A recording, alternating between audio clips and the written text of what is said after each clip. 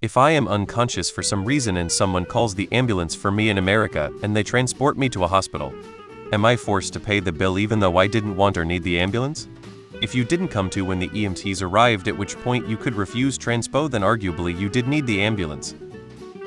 If you are unconscious, there is implied consent to render any necessary medical aid. Courts have routinely upheld this principle as there is presumption a reasonable person would consent to life-saving care without the ability to otherwise refuse. And frankly, you need medical care if you are unconscious and cannot be aroused. There is no arguing you didn't need it. Yes, our medical system sucks, but letting unconscious people die because we aren't sure they want transport isn't a great system, either. During an emergency with my appendix, my wife drove me to the hospital. They were not equipped to perform the required immediate surgery, so they insisted on transporting me via ambulance to another facility. Total ambulance ride, 20 minutes. Charge to my insurance, $3,000. Not exactly the same thing, but when my wife, now ex-wife, chose to give me a substantial head injury, she called the ambulance while I was bleeding on the floor and I told her not to because I could not afford to pay for it. They arrived. I refused transport, but because they offered assistance I was sent a bill of $3,000. I received a bill, explained the situation and that I did not have money, etc., and that I was applying for financial assistance from the hospital to pay for the treatment I received, etc. Never heard anything else from them. I do live extremely close to where the EMTs came from, so maybe they took extra pity on me as they literally could have just shouted out of their window to check on me. The first time I was swatted, someone told the police I had hurt myself and needed an ambulance. When they arrived and saw I was fine, they wouldn't listen. I was handcuffed and forced into the ambulance, then driven 6 minutes down the road to the hospital. The bill was over $10,000. I was conscious, of perfectly sound mind, and repeatedly informed them someone was attempting to swat me. It didn't matter. It went to collections and sat there for years before finally dropping off. If your body enters an ambulance for any reason, there will be a bill. Who pays it may vary, but there will be a bill. Yes, but if you were unconscious and didn't wake up while medics were assessing you, then you did need it. I had to pay a fee when they called an ambulance for me, and I declined to be transported because it's a no medical condition that needed no further treatment.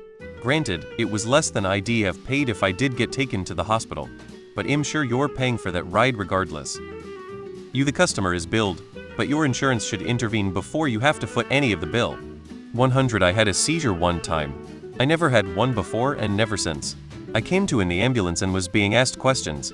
I had just started a new job and of course didn't have health insurance. The ambulance ride was over $4,000. The cost of the whole thing was almost $7,500.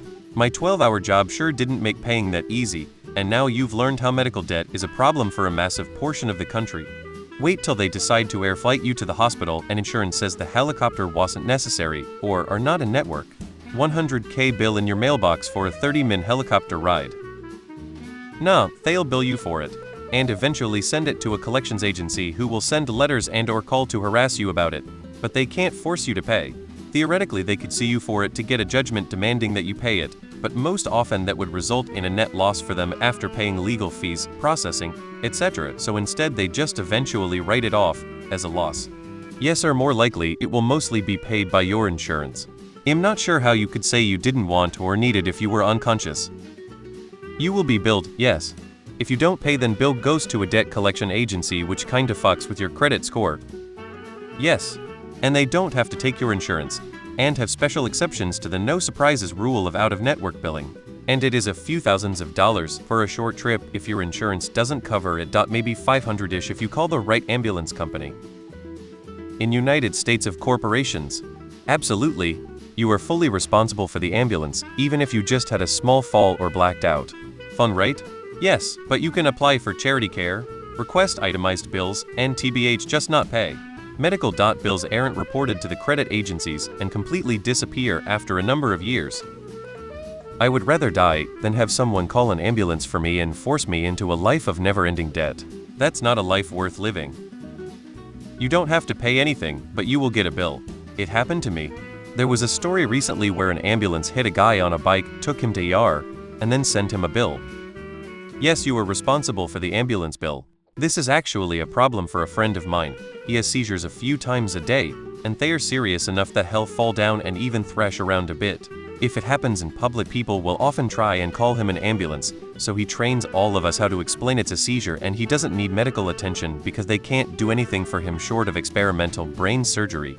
He's in a massive amount of medical debt, most of it from well-meaning strangers calling the ambulance. Yes, this is called implied consent, and kicks in when a patient is unconscious unresponsive. Essentially, EMS is to make the guess that you want all reasonable treatment options taken, including transportation to definitive care in appropriate hospital. It happens all the time. The consequences for not paying the ambulance bill vary widely. I know the service I worked for 911 volunteer would send a bill, and if that went unpaid, we'd send a second bill. If the second bill was ignored, we'd just drop the issue.